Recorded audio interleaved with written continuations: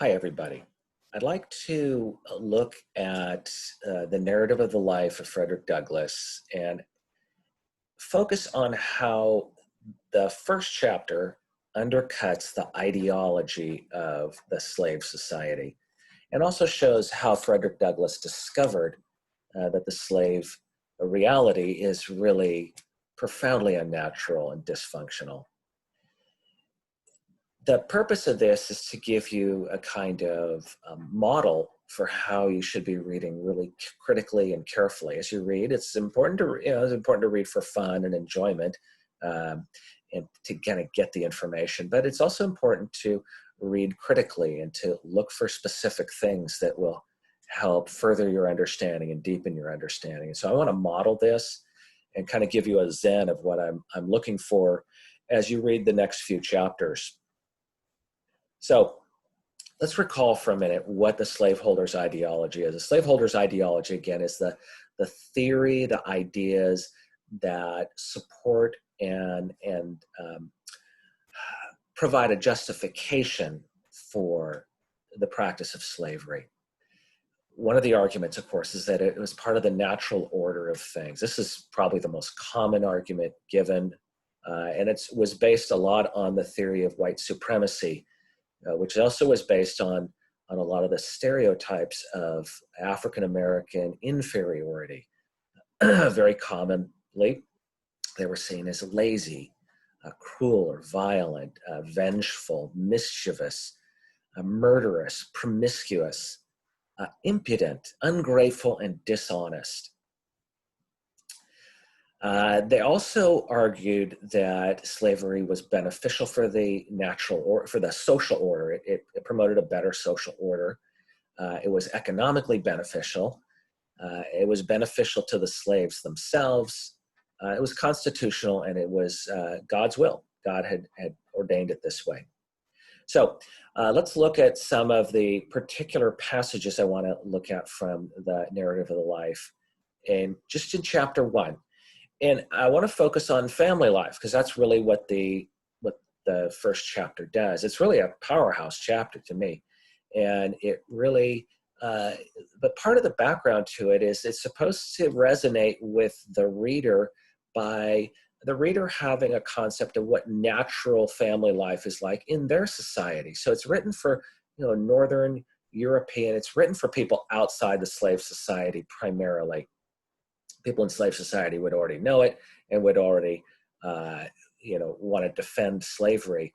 This is for people. This is kind of a revelation to people who are unfamiliar with slavery themselves. And so for those people, they're going to have an idea of a natural family life, that there's love and warmth, that, there's a love and relationship between the parent and the child, between siblings. There's a connection, and there's care and concern there. There are traditions, there's birthdays, anniversaries, maybe family vacations, different things you do together. There's a certain morality to family life, and some of this may have changed a little bit for us, but pretty much the pattern they expected was chastity. You would not be out sleeping around before marriage. You would have courtship, and then you would get married, and then you can have sex, and then you have children. You are monogamous. You have one lover your whole life. There's a theory of childhood innocence that goes with this. We usually think of children being innocent, and as they get older, they get accustomed to how the world works. But you don't blast it to them at an early age, right? You kind of slowly introduce these things to kids. You give them hope. You give them a sense of that this is a good world for them, and the parents, bottom line, care for their children, that there's love and care. That's a natural family life, and it's not too alien from how we see things as well. So how is it portrayed? Well, from the very start, we see by far the larger part of the slaves know as little of their ages as horses know of theirs, and it is the wish of most masters within my knowledge to keep their slaves thus ignorant. I do not ever remember, ever met a slave who could tell of his birthday. Page numbers, by the way, for this come from the online version. So that's one thing to notice there, the page numbers. But notice, they don't even know their birthday. Okay, just a basic thing. And notice the comparison with horses. Right there, humans are put on the same level as a horse. Again, showing a very unnatural relationship and an unnatural ignorance. And even to ask about this was unacceptable. It was considered improper and impertinent, evidence of a restless spirit. Ooh, you're going to get whipped for that. So just for saying that you want to know your birthday is hard. Well, okay, you're left with a blank there. You're left with just a blank of who am I? When was I born? Just some basic information that would fill in your personal narrative is gone. Separation is probably one of the most cruel aspects of this whole system. Many times the children were sold into slavery, husbands and wives were separated and sold off to different farms in different parts of the country. My mother and I were separated when I was but an infant, before I knew her as my mother. It is a common custom in the part of Maryland from which I ran away to part children from their mothers at a very early age. Frequently before the child had reached its 12th month, the mother is taken from it and hired out on some farm a considerable distance off, and the child is placed with the care of an old woman, not too old for field labor. For what this separation is done, I do not know, unless it be to hinder the development of the child's affection toward its mother and to blunt and destroy the natural affection of the mother and child. This is the inevitable result. So you can see separation resulting in the destruction of natural love and affection. So right from the start, we're shown how this is a very bizarre and unnatural family life. When his mother died, he was left with blank, with an emptiness. There was nothing there. I was not allowed to be present during her illness, at her death, or burial. She was gone long before I knew anything about it. Never having enjoyed to any considerable extent her soothing presence, her tender and watchful care, I received the tidings of her death with much the same emotions I should have probably felt at the death of a stranger. There's just a blank there, and profoundly disturbing right there. It gets worse because the slaveholder, in not a few cases, sustains to his slave the double relation of master and father, because a lot of the masters impregnated their slaves. They had children with the slaves. The slave, by law, followed the status of the mother, not the status of the father. If they follow the status of the father, they're freemen. If they follow the status of the mother, then the children are slaves. And in most cases, it was the guys sexually assaulting the women, and that would lead to a whole bunch of mixed children who are now slaves, but also slaves of their own father. What perverse results this is. In particular, the relationship with the white wife is now going to get jealous. She's going to demand the punishment of the slave, and hostility toward the slave, hostility toward the husband, hostility toward the woman that he was sleeping with. Such slaves invariably suffer greater hardships and have more to contend with than others. They are, in the first place, a constant offense to their mistress. She is ever disposed to find fault with them. They can seldom do anything to please her. She's never better pleased than when she sees them under the lash, especially when she suspects her husband of showing to his mulatto children favors which he withholds from his black slaves. The master is frequently compelled to sell this class of slaves out of deference to the feelings of his white wife. And cruel as the deed may strike anyone to be, for a man to sell his own children to human fleshmongers, it is often the dictate of humanity for him to do so. For unless he does this, he must not only whip them himself, but stand by and see one white son tie up his brother, of but a few shades darker complexion than himself, and ply the gory lash to his naked back.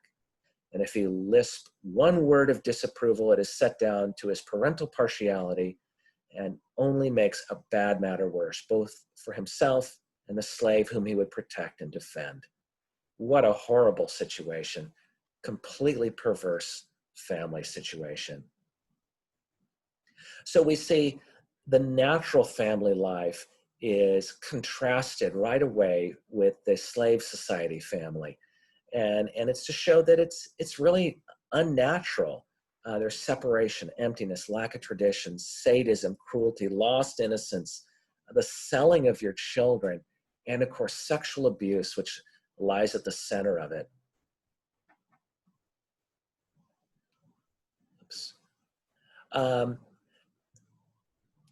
The first chapter attacks other aspects. One is the idea that slavery is biblical. The curse of Ham was bizarre theory they had. It comes from the Bible in Genesis. Noah gets smashed drunk and falls asleep naked. And wild times in the Old Testament. His son Ham comes in and sees him naked and says, whoa. He comes out. Presumably he's telling his brothers about it and laughing and joking. And the brothers are saying, whoa, man, that's not right. And they get a towel and they go in there and they don't look at him and they put the blanket over Noah. And when Noah wakes up, he realizes what happens. He gets pissed and he says, Ham, you and your future generations are all going to be slaves to everybody else. Very bizarre story, but there's nothing in the story to talk about black people. But it was argued that this justified slavery. You can use the Bible to prove anything, I suppose. And anyhow, well, okay, if you've got these mixed slaves, which are not all Africans, but they're part white, it really undercuts that whole theory of the curse of Ham. The curse of Ham implies that blacks are forever one distinct group that can never intermingle, right? Like a different breed or a different species. Another argument is, of course, the idea that it's beneficial for the slaves. And of course, sexual abuse really lies at the heart of it. Slaveholders have ordained and by law established that the children of slave women shall in all cases follow the condition of their mothers. And this is done too obviously to administer to their own lusts and make a gratification of their wicked desires profitable as well as pleasurable. So it's obvious that the system is set up to benefit the masters, not the slaves, not morality. The sadism that underlies this is really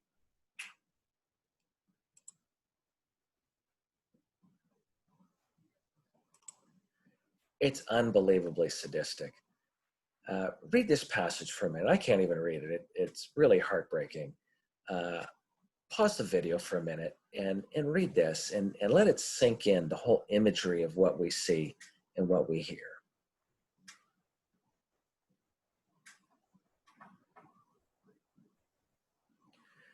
So one thing to notice is the great writing this is. I mean, it's really horrific. He paints a wonderful picture, and you can see the frenzy of it, especially this section. No words, no tears, no prayers from his gory victim seemed to move his iron heart from its bloody purpose. The louder she screamed, the harder he whipped. Where the blood ran fastest, there he whipped longest. He would whip to make her scream and whip to make her hush. The whole thing is kind of builds up, and the repetition of the whip, and the end is almost like it's a sexual gratification he's getting out of it, and not until overcome by fatigue would he cease to swing the blood-clotted cowskin. Tremendous writing, and also tremendously horrific. So one way to look at this is the whole idea of stereotypes. The master's ideology, the argument was something like this: slavery is natural because African Americans are inferior. And if asked for evidence, well, how do you know they're inferior? They'd say, well, look how promiscuous and cruel they are. So another words to say this is they're slaves because they're promiscuous and cruel. But really the book is showing us how they really have it backwards. The masters are really the promiscuous and cruel ones. They're fundamentally sadistic, a lot of them are. And the other way to look at it is the slaves, if they are promiscuous, they are promiscuous because they're slaves. In other words, the slave system causes these stereotypes to appear to be true. They're not slaves because they have these inferiorities. They are put in an inferior position because of the slave system. And you're going to see this throughout the book. For example, when they talk about education, the masters say, well, the slaves are ignorant. The black people are ignorant. Well, they're ignorant because of slavery. Slavery is not because of their ignorance. You have it backwards. And you also see the ignorance of a lot of the different masters. This story is really a lot about Frederick Douglass's enlightenment and discovery of what really slavery is like and how unreal and unnatural it is. And this story of Aunt Hester is really profound. This story basically tells how the master wanted Aunt Hester for his own sexual purposes. And Aunt Hester was declaring a little independence by seeing her own beloved person, right? Her own boyfriend, Ned Roberts. She was a really beautiful woman. And when he discovers that Aunt Hester has been out, he goes into a violent rage of jealousy. And again, would you pause the video and read through this and capture a sense of the power of the writing and the sadism that underlies this.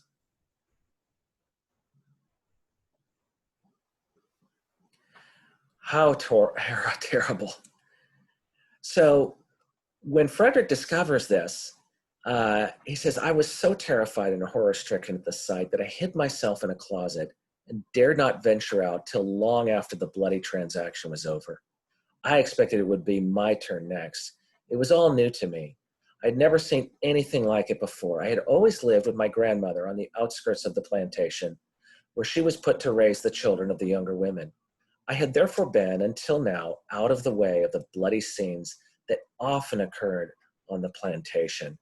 So this is his discovery of this. And he says the first time he witnessed it, he was still quite a child, but I shall never forget it whilst I remember anything. It was the first of a long series of such outrages of which I was doomed to be a witness and a participant. It struck me with awful force. It was the blood-stained gate, the entrance to the hell of slavery through which I was about to pass. It was a most terrible spectacle. So Frederick goes through a number of different revelations that show him the heart of slavery. And we as reader are invited to join this in order to see what it's like in a slave society, and also to see how profoundly false the ideology that underlies slavery is. So while the slaveholders' ideas said it was natural, God's will, beneficial to the social order, etc., the reality, just in this first chapter, is showing how it's unnatural. It's not God's will. The family is a tangled web of pathology. It's rooted in cruelty and sexual abuse. It's intended to serve the master's lust and sadism, not the slaves. The master himself is debased. In fact, the debasement is the result of slavery. And this is something you'll see. As angry as he is toward the slave masters, it's really the slave system that really upsets him the most. We'll be looking at this more in future chapters, and I want you to look at these in your next reading assignment.